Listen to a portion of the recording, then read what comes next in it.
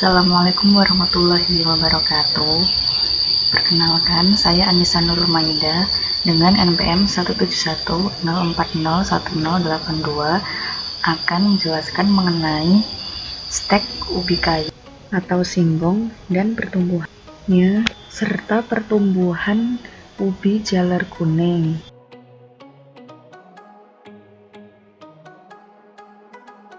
Bibit yang digunakan berupa stek batang bagian bawah sampai tengah. Nah, bibit yang dipilih ini berasal dari tanaman induk yang berumur 7-12 bulan dengan diameter 2,5-3 cm, telah berkayu, lurus, masih segar, dan panjang stek batangnya itu sekitar 20-25 cm. Untuk media tanam menggunakan kompos yang dicampur dengan tanah dan seresah daun bambu. Tanah dalam keadaan gembur agar pertumbuhan akar dan umbi berkembang dengan baik. Penanamannya itu dengan meruncingkan bagian ujung bawah stek batang, lalu ditanam pada kedalaman sekitar 5-10 cm.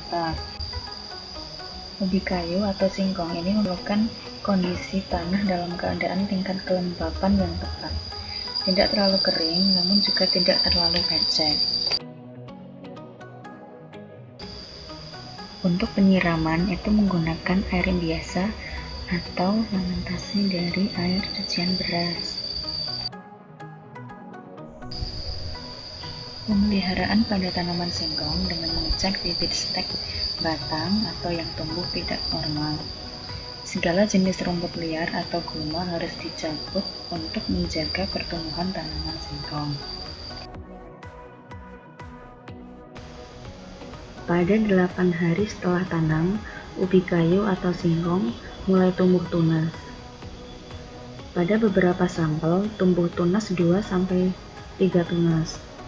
Tinggi tanaman tetap sama, kecuali terdapat satu sampel yang tumbuh 0,1 cm, yakni dari 21,6 cm menjadi 21,7 cm. Jumlah daun yang tumbuh sekitar 2-4 buah. Untuk diameter batangnya itu tetap.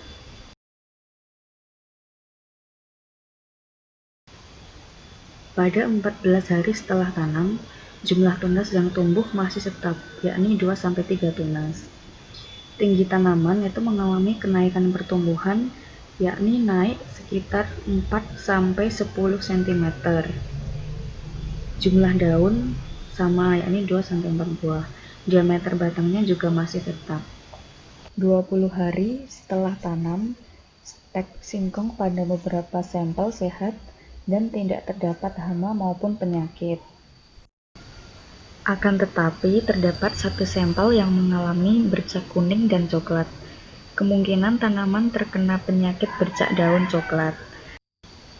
Pada sisi daun bagian bawah terlihat adanya struktur badan buah atau peritesium dari jamur sebagai tempat produksi spora.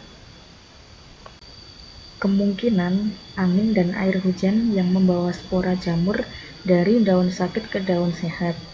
Pada kondisi udara lembab, spora akan berkecambah dan menetrasi daun melalui mulut daun.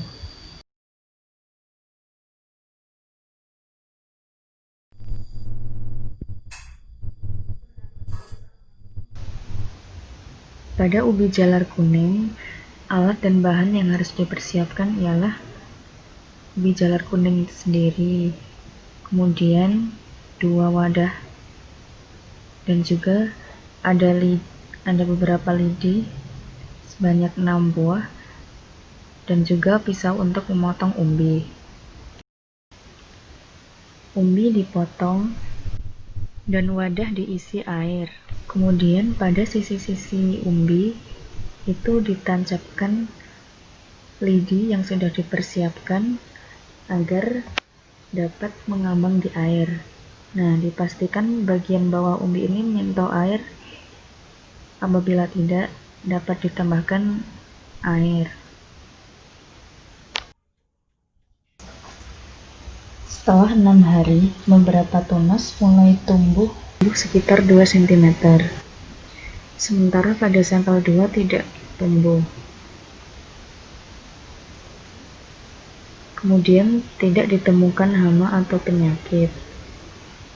Setelah 10 hari, terdapat 10 tunas yang tumbuh dengan tinggi sekitar 0,5 cm sampai 4 cm dan tidak ditemukan hama ataupun penyakit.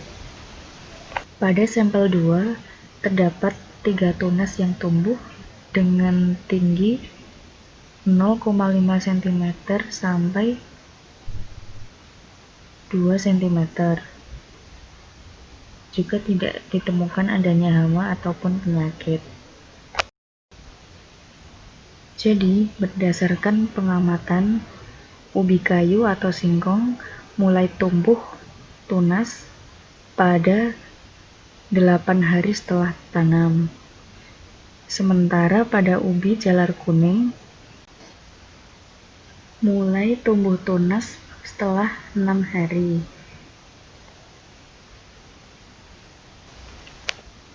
Terima kasih.